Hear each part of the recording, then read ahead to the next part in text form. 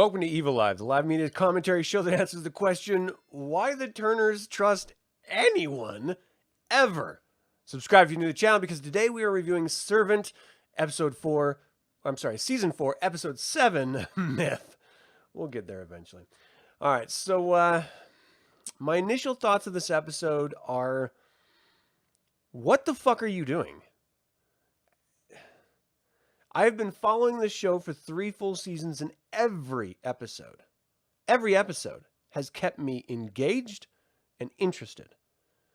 This 4th season started out really strong, but the past 3 episodes, I know they're trying to wrap it up, but they've been shitting the bed. This episode in particular is the worst of the last 3 episodes, and that fills me with a sense of dread that genuinely bothers me, because again, I love this series. I love these episodes. I look forward to them every single week, and this one, it just didn't land for me.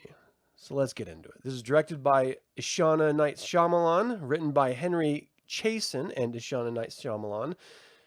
I don't know who Ishana Shyamalan is. I assume it's M. Night Shyamalan's daughter, I don't know, wife. Maybe Ishana's his name. I have no fucking idea.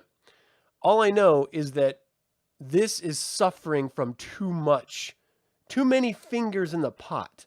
Hey, Chris, how you doing, man? If you watch this show, let me know what you think of it, because I'm struggling with this episode, particularly this episode, more than the last. This premiered, of course, this past Friday originally. So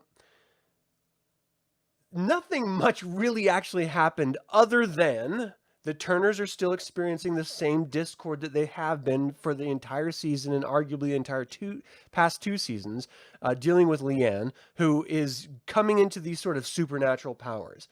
But this episode in particular, George, from the sort of insane church that Leanne was a part of and that they refer to as this fallen angel from, trying to get her back into the fold, is claiming to have left the church and revealing that Leanne is not supernatural at all. Actually, she's like quite normal. And he went on to explain away every single seemingly supernatural occurrence that the Turners had witnessed and explained them away. So the live-in nurse who had been poisoned and died, well, she wasn't killed by Leanne. She was bit by a snake earlier, and that's why she's acting this way. What are some other ones I have here?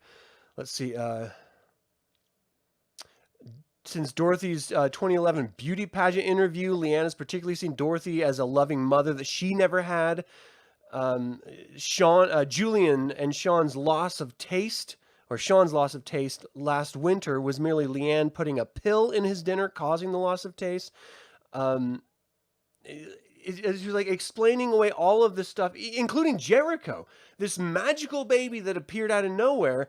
George is telling us now that no, she was, the baby was, its parent was like a drug addict who died. Leanne took this baby and has been hiding it in the walls that are in this house, these secret walls that no one knows about except for Leanne. How would she know about the secret walls? How the fuck would George know about secret walls? We don't know. They didn't live here. The people who did live here, the Turners, had no idea about them. So now we know that there's these secret walls that only the strangers knew about. And that's where they were hiding Jericho the baby when the baby was supposed to have turned back into a doll. It's the most illogical, insane, ridiculous explanations for anyone to believe, let alone the audience. And here's what bothers me about it. You spend 3 seasons, and especially the first half of this 4th season, building up the idea that Leanne is not normal, that she is supernatural, that she has some sort of demonic powers, that she herself is finally starting to realize, that she is finally exhibiting these powers that we are witnessing, and now we're being gaslit by George. Get the fuck out of here. Get the fuck off my lawn. You've lost your goddamn mind. I'm not buying it as an audience member, so why the fuck would I ever believe that fucking actors, like the characters would believe it. There's no way Sean Turner or Julian would believe that. It's bullshit.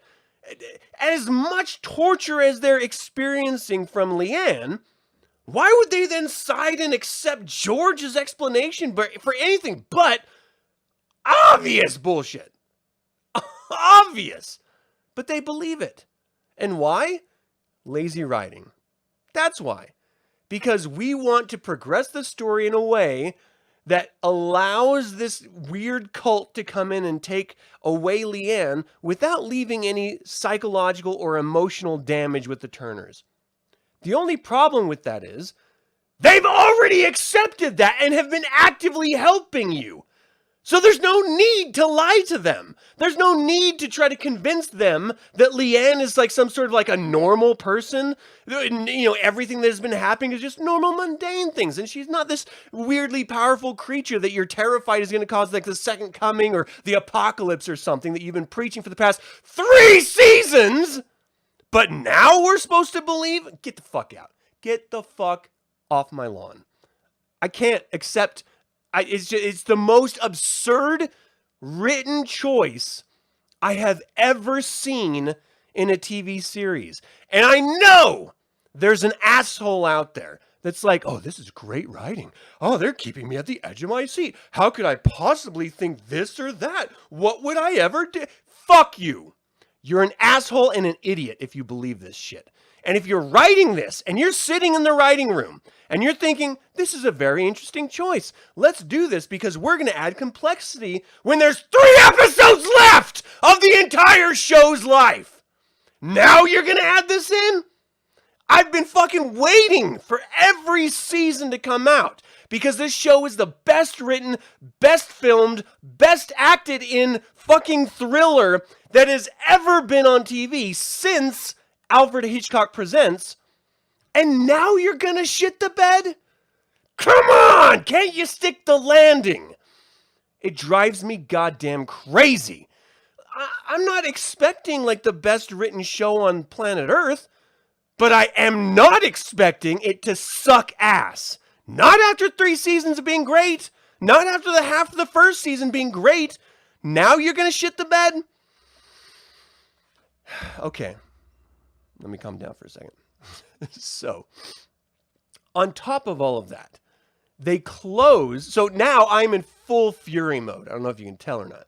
I'm like losing my goddamn mind watching this, sitting in silence, not quite believing what I'm actually watching on the screen. I felt like I was back watching the sequels of Star Wars again. I felt like I was being personally gaslit and fucked with. Like it was a joke that was at my expense. That's what I felt like watching this. I couldn't understand what the hell was happening. And then, as a sort of a nod to the audience, but it was way too little, way too late, we then see George whipping himself, proclaiming out loud that he is trying to convince the Turners that Leanne is not supernatural, but she in fact really is. And that he lied to them saying that she was... a normal person, but she in fact isn't. Something that we all knew already. You don't have to tell us that. But more to the point, why would the Turners believe that? This is an unnecessary attempt at a flip-flop scenario for the fucking narrative of a show that's in the final fucking days of its entire lifespan. You're going to leave this show looking like shit because you wanted to what? Have your fucking wife write it or your kid write it? It is so genuinely upsetting only because it has been brilliant thus far. So, Sean straight up admits at this sort of family dinner that they're having that he's going to leave Gourmet Gauntlet, that he no longer wants a part of it because he got that through Leanne's supernatural machinations, and he no longer wants to play into her being in charge of this family or providing these sort of weird gifts, for these weird deals that they're sort of Faustian bargains that they're making with her.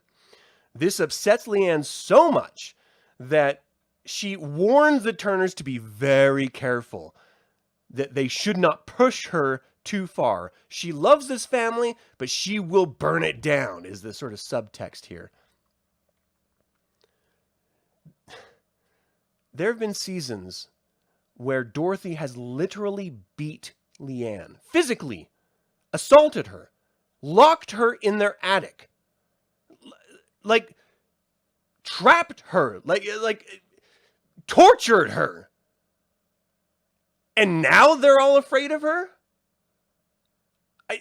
And then they're like stupid enough to believe George, this cult member, as if everything he's saying is true, and they're ignoring all of the genuinely insane things that have been happening, like the control of insects that Leanne seemingly has, or the control of fucking birds that Leanne seemingly has, or the ability to rip down power lines with her mind.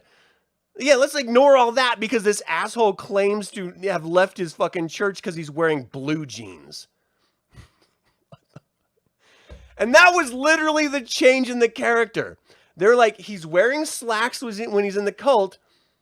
How can we convince the audience and the Turners that this cult member is no longer in the cult? Levi's. That's the choice they made. To make him fucking put on Levi's and tuck in his polo shirt. Oh, well now, clearly, no cult member would wear fucking Wranglers. Blue jeans? Ugh! Everyone knows cult members only wear linen pants. What the fuck are you doing? Servant, what are you doing? All you gotta do is fucking make her what you've set her up to be. Don't make the Turners out to be fucking idiots when they've gone through fucking hell for 3 seasons. Yes, they have aided and abetted Leanne's lies. They accepted Jericho when they knew it wasn't their baby. They lied and are continually lying to Dorothy when she accidentally killed her own son and believed that this stranger's son is hers.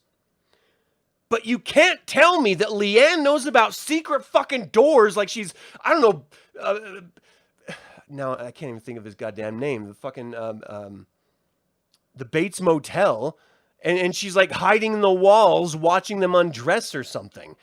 You can't tell me that a baby being stuck in a dark fucking hole in the middle of, like, between walls is not going to scream, and then if it does, which it would, scream, that the Turners who live inside of that house wouldn't hear it. It's as if you're spitting in my face and I have been defending you this whole season. Why do you hate us? Why do you think we're fucking idiots? And this is what I don't really understand. I know some people like try to pretend like, you know, fucking people who create shows nowadays are just lazy altogether, or they don't understand their audience, or they don't understand the IPs and they're just trying to make a quick buck. No. This is a passion project, this series. It is clear that time, attention, and love has been put into it. So why at the end are you going to do this? Why are you going to take such a lazy, fucking shitty route? Which there's no way that the Turners would believe at this point, and there's no goddamn way that the audience is going to believe at this point. It just makes me upset. That's all. I do actually have things in real life to worry about, and not, you know, freaking out over a stupid fucking TV show. But because I'm giving you my honest reviews of this show, I have to tell you when it's gold, which is usually the case, and when it is really bad, which is unfortunately the case of this last episode. Again, this show it's warm, it's inviting, it's loving, it's encouraging, it's worrisome, it's scary, but underneath it all is this wonderful tension. It's like a violin just pulling one chord for the entirety of the episode. You're just sort of like anticipation, on edge, almost, you know, just fucking getting into it. And this one was like someone gave their kid some pans and a wooden spoon, and the kid was just clanging away. It was not the same show. Like it was clearly a different show. And it's so crazy that you can't have consistency after this long. Like, the strength of Servant is that they allow new creators into like new directors who haven't cut their teeth yet, haven't produced anything, come in and direct these scripts and these actors. They have fresh visions for these episodes. except for this last one. And it shows, because it shows the passion for the genre, it shows the passion for filmmaking, and that makes a better show. I believe that that encourages actors to really sort of test the ground, you know, like stretch the limits of the sets, the scenes, the writing, their own acting abilities. You get to sort of play around a little bit and have a little bit of fun. And that's what the strength of the show has been thus far. And now it's like something completely different. And it's the first time that I'm seeing a Shauna Night Shyamalan show up as a credit. And it may not be Ashauna's fault. But when you have consistency, and then suddenly you see one name, and that consistency breaks down week after week, you have to ask yourself, is that name why? And that's what I'm asking.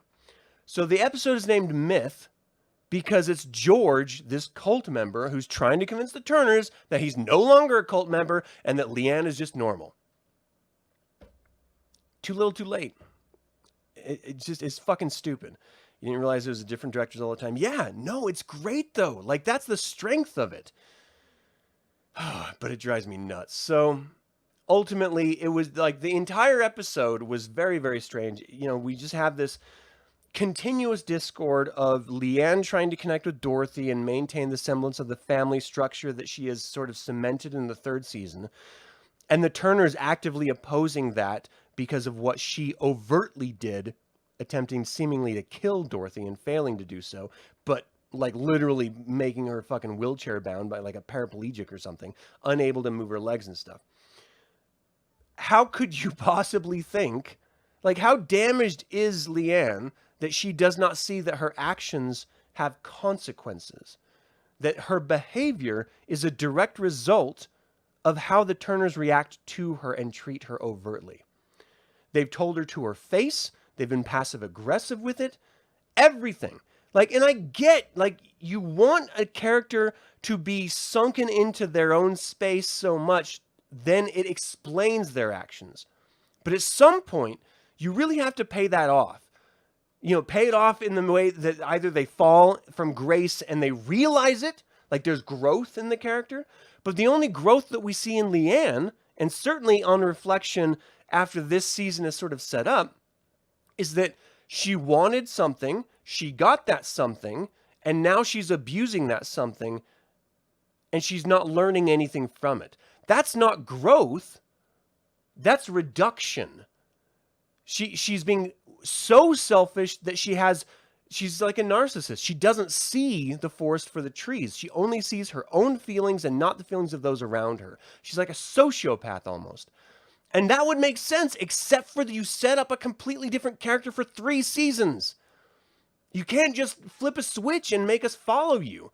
You know, I mean, it's like your mom used to say, if your friends jumped off a cliff, would you follow them? No! And I'm not following Leanne either.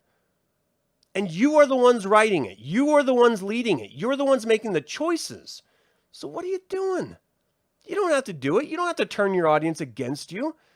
All you got to do is finish what you started in a positive way. Don't try to make the people that we've come to know and love to be fucking idiots. Like, Julian is one thing. Julian is a fucking idiot because he's following his dick. He loves having fucking Leanne. She's like, you know, half his age. They're having sex. That makes him feel great. Who wouldn't love that? Except that she's clearly abusing him. He sees that and he accepts it. And yes, I do understand and accept that there are people like that who just don't care as much as long as they're given the love in the moments that they need it, that they're willing to debase themselves, they're willing to go against their self-interest, they're willing to do everything in an abusive situation just so they get those fragments of moments of love and affection. I get that. That's real. It's fucking desperately sad, but it's real. But Julian is like a next level because he has accepted that Leanne is something darker and evil. But now he's just buying into, oh no, she's no longer evil, she's just normal? Literally the next episode. The end of the last episode was him talking to, what's his name? Sean, saying, yes, we have to do something about Leanne. And then we leave this episode on George telling them that Leanne's normal, and they're just like, well, I guess she's just regular then. What? How do you get from the A to Z in like a night? That makes zero sense. Anyway, that was the totality of the episode, in my opinion. I didn't really see anything else of value in it other than to enrage the audience. And I don't know, maybe next week they're going to come back and like go back to the old servant that I love so much, like the first half of this season. That would make me feel great. But at this point, I'm genuinely upset with the show. It's treating the audience like fucking idiots. It's treating the characters like fucking idiots. The writing is bad in this episode and the last episode particularly. There's only so much shit that I'll take before I stop watching. Like, that's really what it comes down to. Like, there's so much else out there that deserves attention that if you're going to just go in a ridiculous direction, I'll just tap out. Like, I don't get it. And I know you're not writing it for me, you know, the writers and the actors and stuff. It's not made for me. But an audience is not going to watch it when you're treating them like idiots. It's just, the bait and switch is annoying. When characters don't grow over time, it's frustrating for the audience. If Kirk makes a mistake, Spock died in an episode, you can get him happily banging green aliens next episode. Right.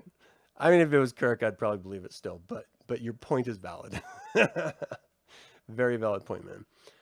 So anyway, you know, I would still say that as frustrated as I am with this episode and a little bit of the past episode,